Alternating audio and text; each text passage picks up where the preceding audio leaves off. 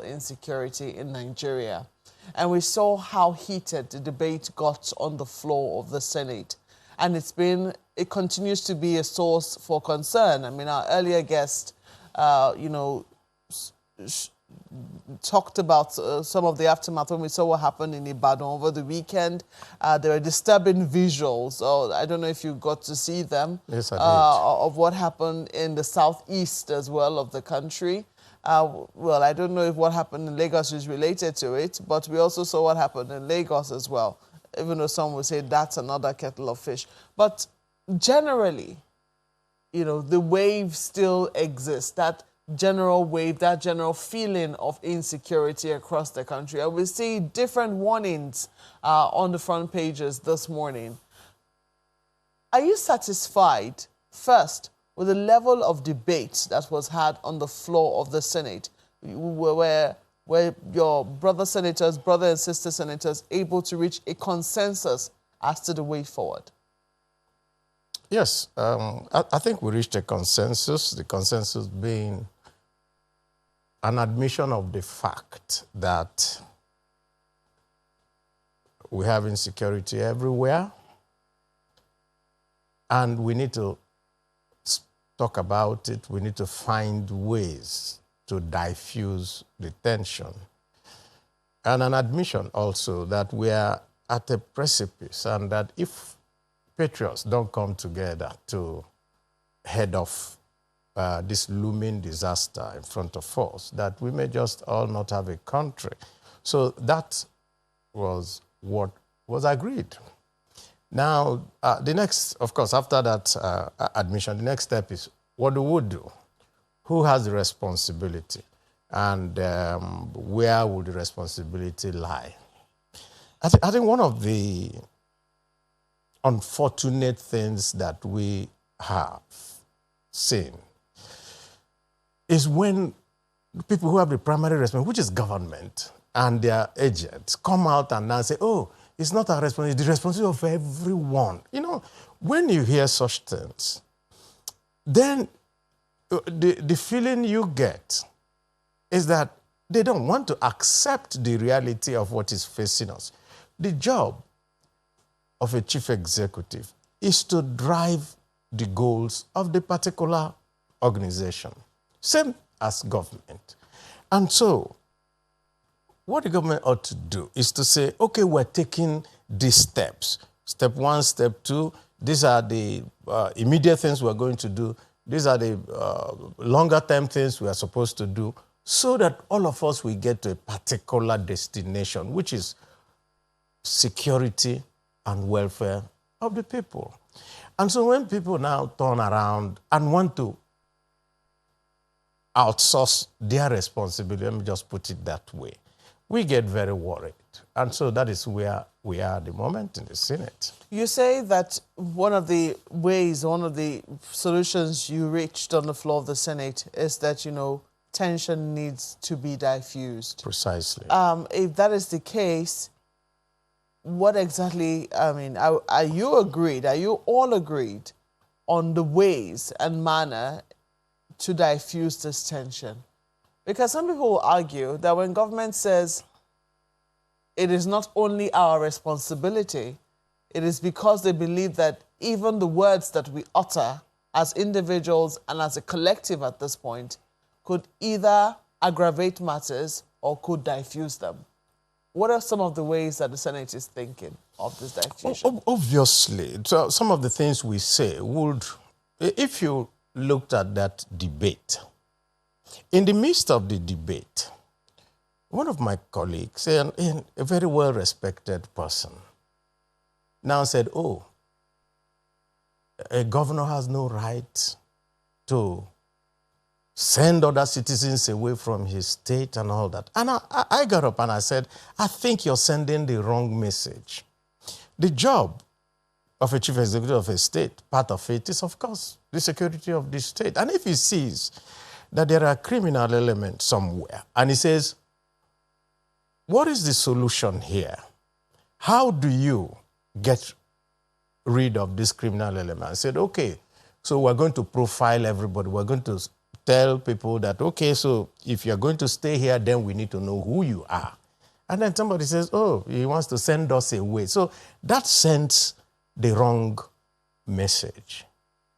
It now looks as if you're profiling a particular ethnic group and so forth. And so, like I said, we recognize all this. And the job of every patriot, starting from the president of Nigeria, is to de-escalate tensions.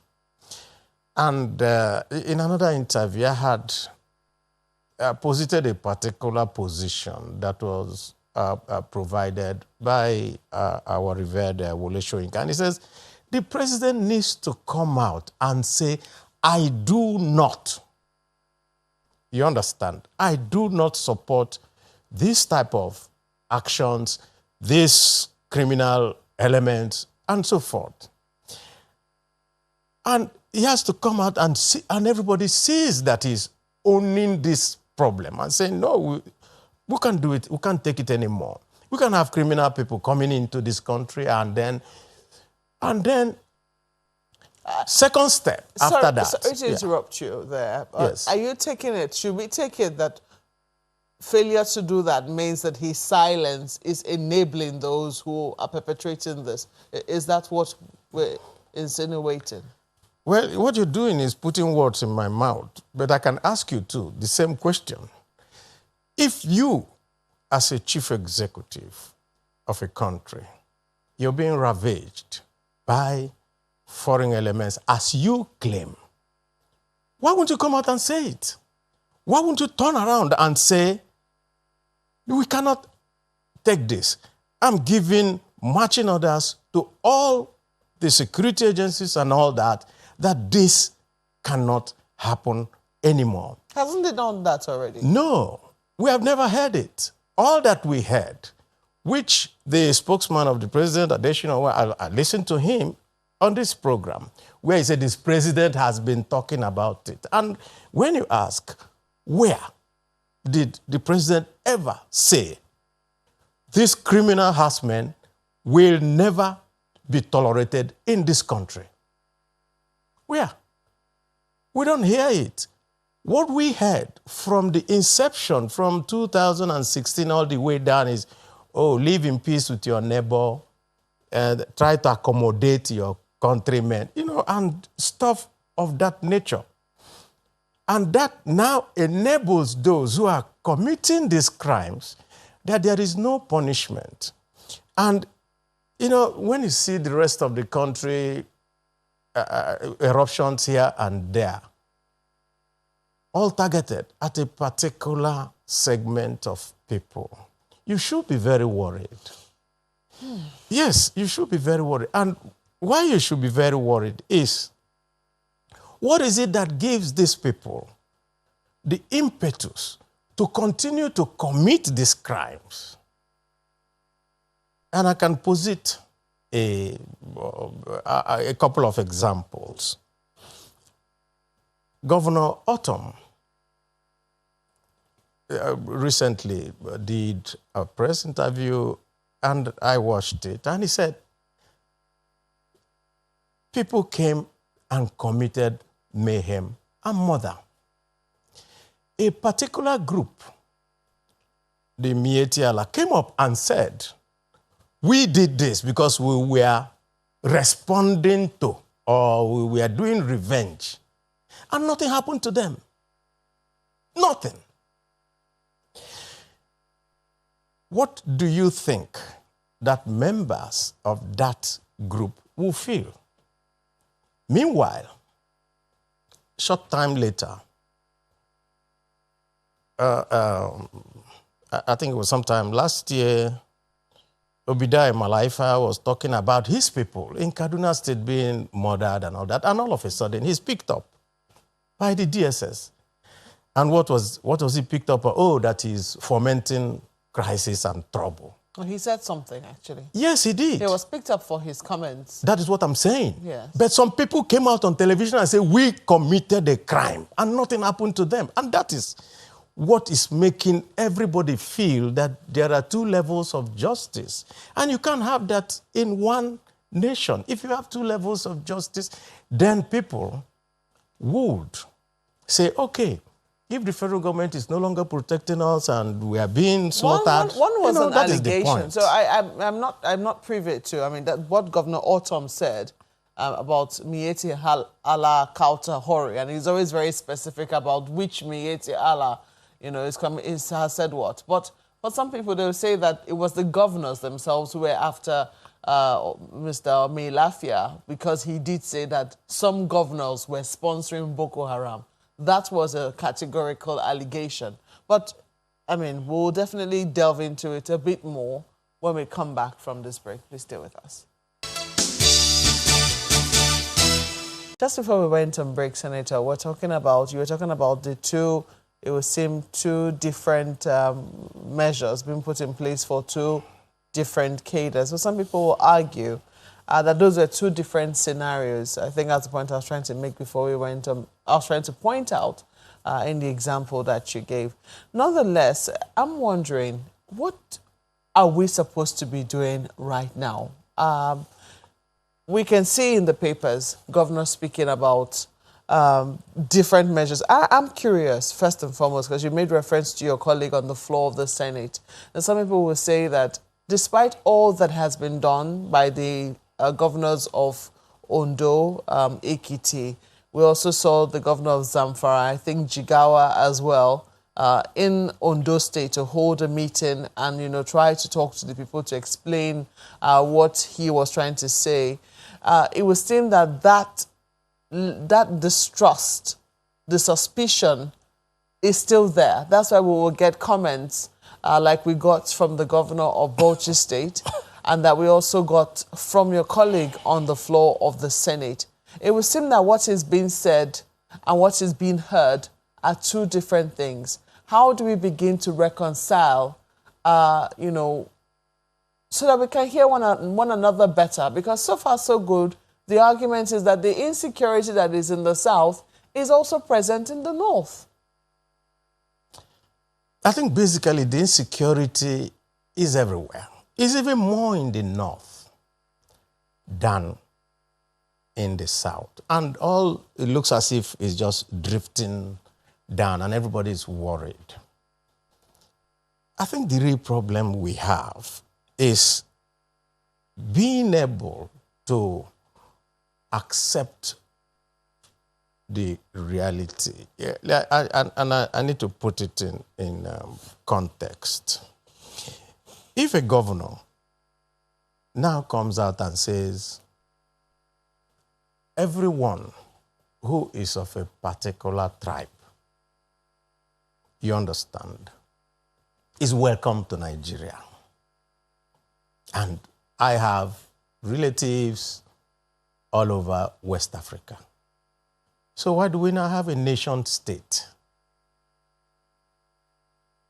And when statements of that nature are made, what is sent and what people hear actually is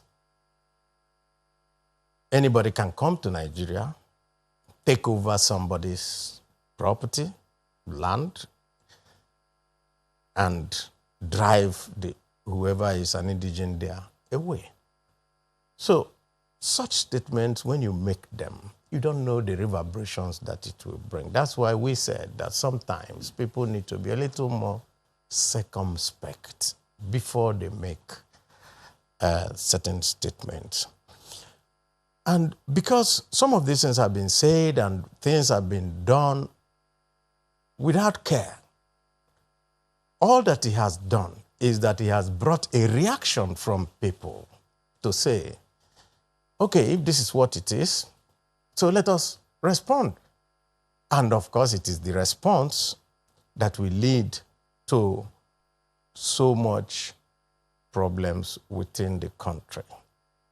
And so my advice will be that people should think before they talk.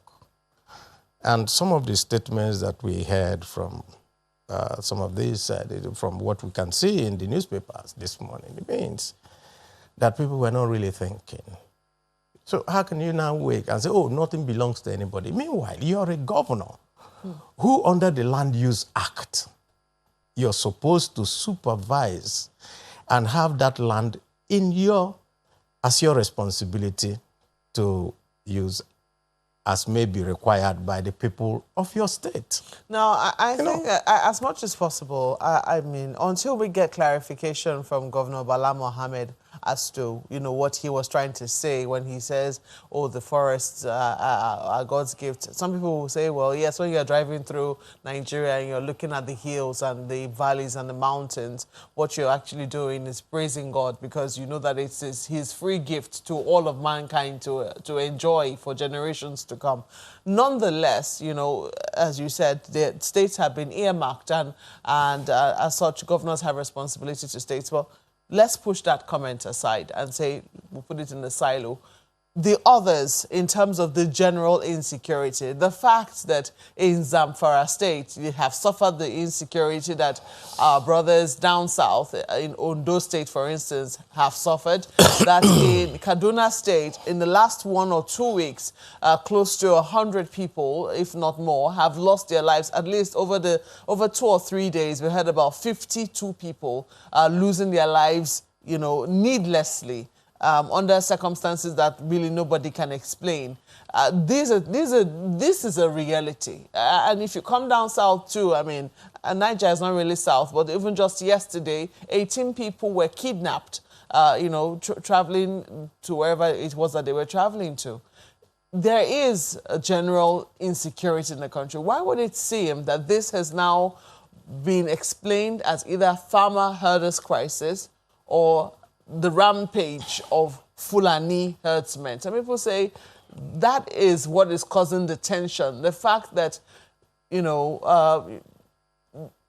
of profiling the crime, we are profiling the people whom we suspect are committing the crimes. And that's why we're getting situations like what we're seeing in Ibadan, in Oyo State, for instance.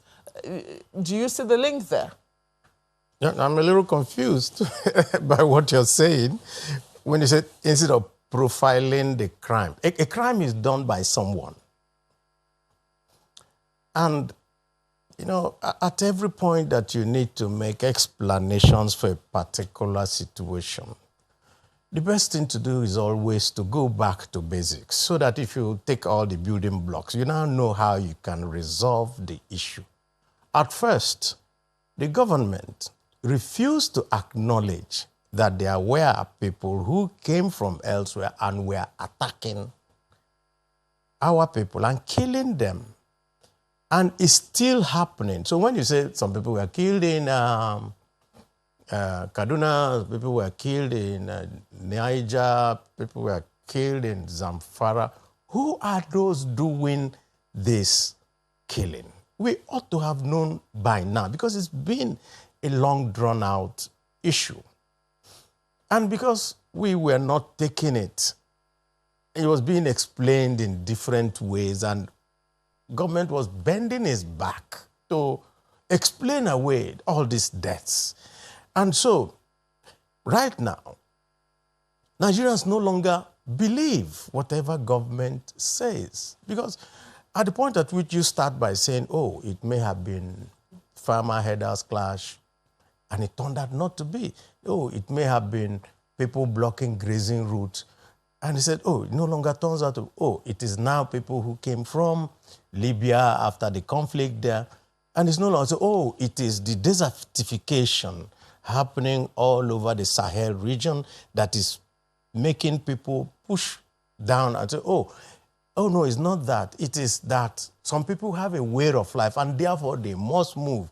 And so if you block them or something, then they will respond, So it is all these efforts at explaining away destruction of the livelihoods of people in different places. And so eventually, what now started to happen was people now started seeing, oh, so they clear off people here, kill them, and then some people start living there. What does that tell you? It means that there is an agenda behind this. It's no longer a random thing. And so everybody is really very, very worried. In fact, why I get so worried is that if you leave your primary responsibility, which, like I continue to say, is the welfare and security of Nigerians, and at all times you try to provide an excuse, what you do is to enable those who are committing this mayhem. That is why on the floor of the Senate, if you saw the clip, I said, a man who gets up and now is living in the bush somewhere, and every time you see that there is kidnapping here and the people are taken into the bush, ransom is paid, then you can know, you don't need any other person to tell you that he is using, doing the headsman business to commit another crime. And I think the other day I also read where Governor El-Rufai rightly said that any header who has engaged in kidnapping will no longer go back to heading, because he makes far more money from that. I can understand the frustration of governors, especially those from Zamfara, Katsina, all that. What do? And so they were forced to say, okay, let us negotiate, seeing whether these people can ease the pressure on our people. And of course, those people that they are supposed to protect, for which they are bending backwards. Even Governor El-Rufai at some point came under fire. Precisely for all that. Of course, you can see his position today is no more, because I haven't done it and it's not working. What we expect is that every other governor should also all sit and say, what are the solutions? Which one has worked? Which one has not worked? Let us see how we can resolve this issue. But because each government of this federation does not have the capacity to have its own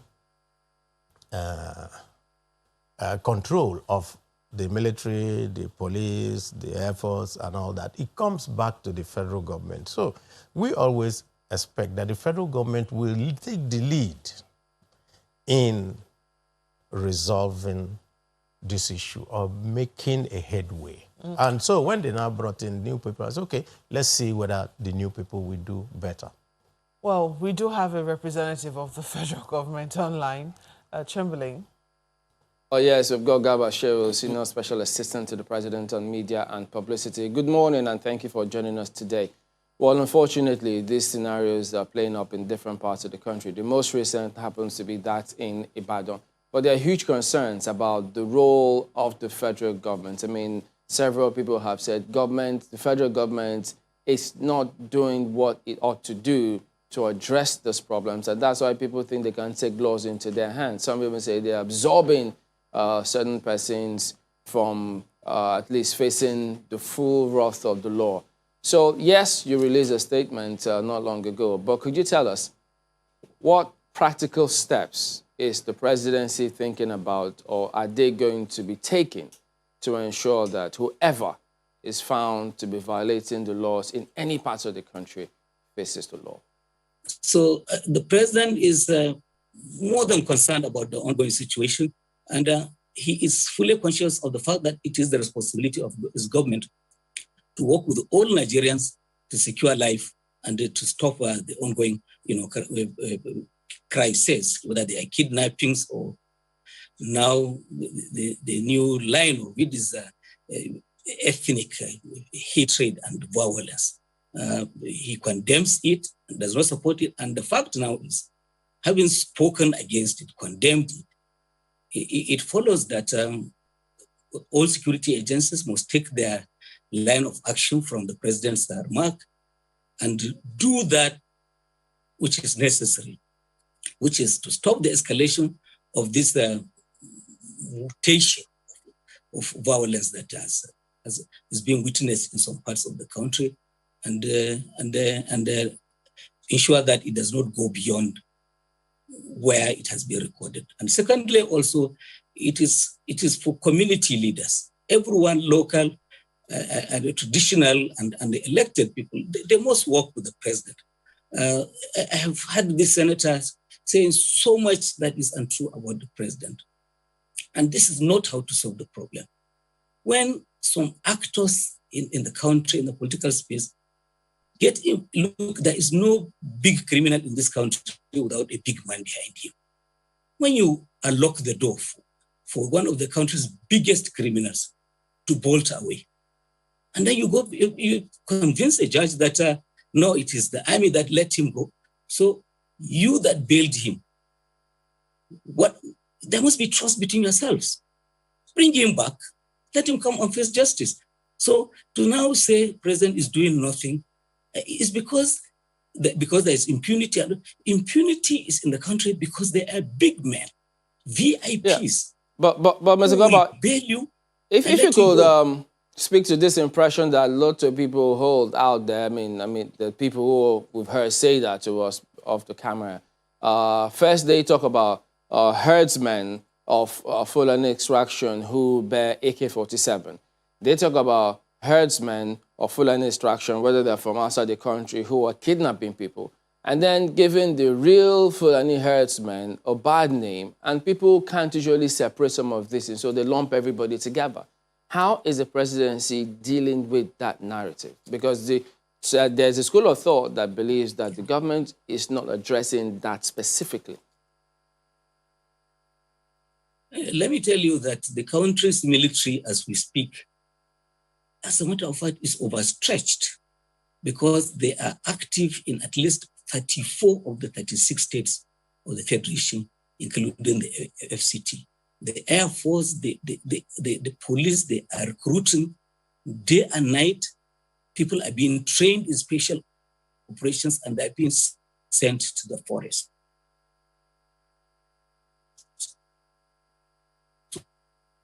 So being complicated.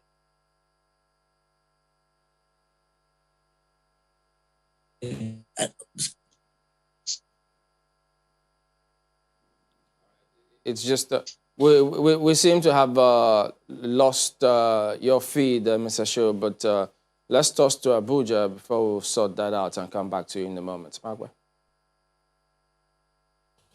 Well, you had the accusation there. I mean, he was very categorical when he talked about, well, maybe he didn't mention your name, but I'm sure that you were very sure and clear that he was referring to the fact that you stood bail for Nnamdi Kanu, who is nowhere to be found as we speak. You know,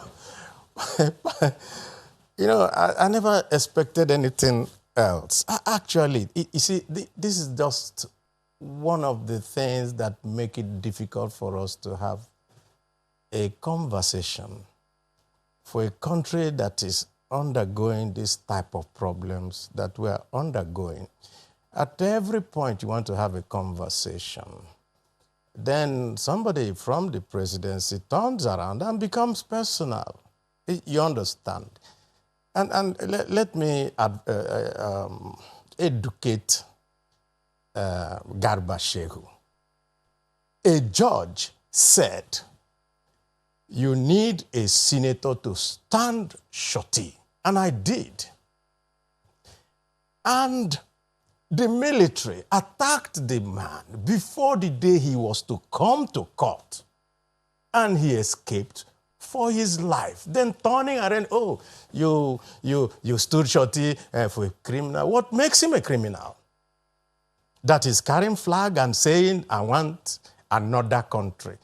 Is he carrying AK-47 in the bush and kidnapping people and killing people? So that is why it's always very difficult to have a conversation. The reason is that at all times, when you want to have this conversation, there's a fallback to, okay, this is the situation, so why should we even listen to you? What we cannot run away from right now is that there is a rhetoric of hate, a rhetoric of suspicion, a rhetoric of distrust that is prevalent even amongst the elite. I mean, this morning we're seeing in one of the papers, governors at war.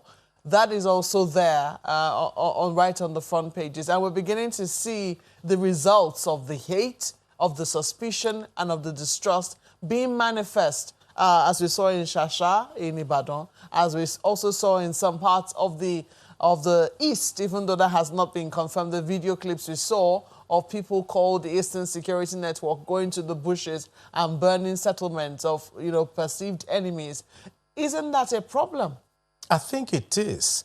And I think that what we need to do is always to have a conversation to be able to lower this tension. It is not a conversation of one person always pointing accusing fingers on people when suggestions are being made on how to de-escalate the tension that we have. It is this insensitivity that is leading everybody to say, okay, if they're not willing to listen to me, let me arm myself. That is all that we're seeing. I'm very happy that Garba Shehu said the president is concerned. So fine, he is concerned. Can he come out and tell Nigerians, I am concerned? That is what Wole Soyinka recommended. Well, let's go to Lagos now, and I think we can pose that question to the president's spokesperson, Chamberlain. Well, yes. Mr. Shehu, can you just go straight and address that one? The president is concerned clearly, but people want to hear him, not just through a statement, but through his face and voice.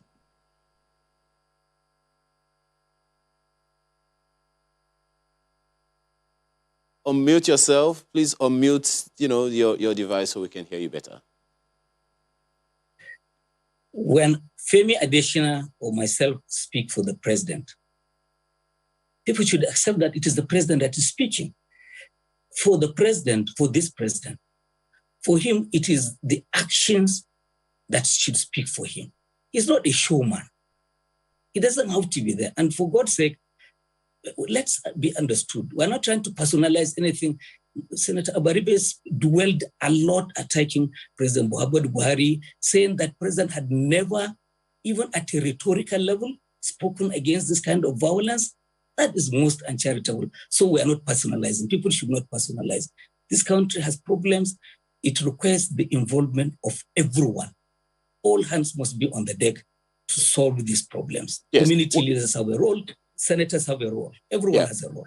Yeah, well, talking about the roles of people, some expect some very strong voice from the president, both in words and in body language. A number of people would say that sometimes it's the body language of the president that is communicating something wrong. For instance, there's a reference that Senator Abaribe made to a segment of Miyetti Allah that took ownership of a reprisal attack and nothing happened to them.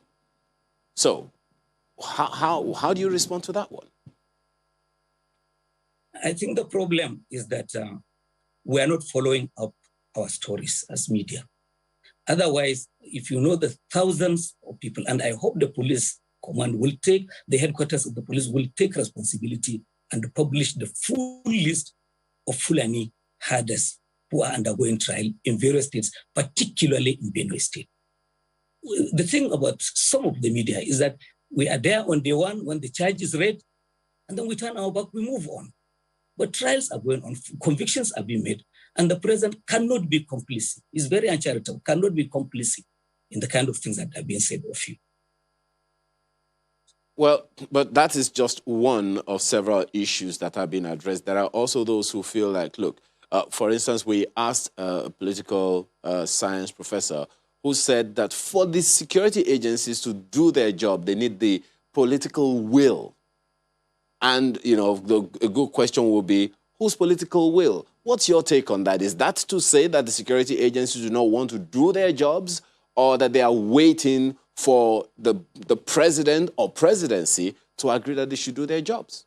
It's happening, and begin to be appreciative of the enormous risks that our security people are taking. They are making it possible for you and I to sleep well because they are exposing themselves on the front lines. So for anybody to say there is no political will, is anybody complaining? Is the IG of police saying he's unable to do his job because he doesn't have support? Look, this president allows you to do your job. Look, people have been found complicit in a lot of wrongdoing in this country. Contract, and the president will never call, say, a minister and say, give this contract to this or that person.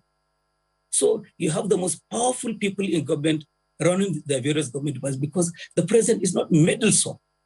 So what does he mean by political will? Well, maybe political will because there are also other layers of government, local, state, and at the federal level, VIPs who they don't want to offend. Then that is the problem. But nobody would do their job right, and then the president will disown them. It has not happened. It will not happen. All right, then, Mr. Garba Shehu, we do appreciate your perspective this morning. Thank you for talking to us today. Thank you very much.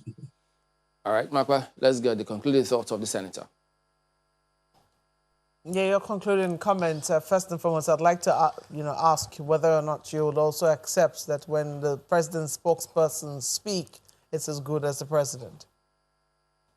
Well, I don't know where in the world that when a spokesperson speaks, then is the president when there are urgent matters of state. When things are okay, and things, of course, the presidential spokesman could be giving you updates and so forth. But you could see just from the coronavirus issue, no head of state in the world did not come out to talk to their people. None. And some were doing it almost on a daily basis.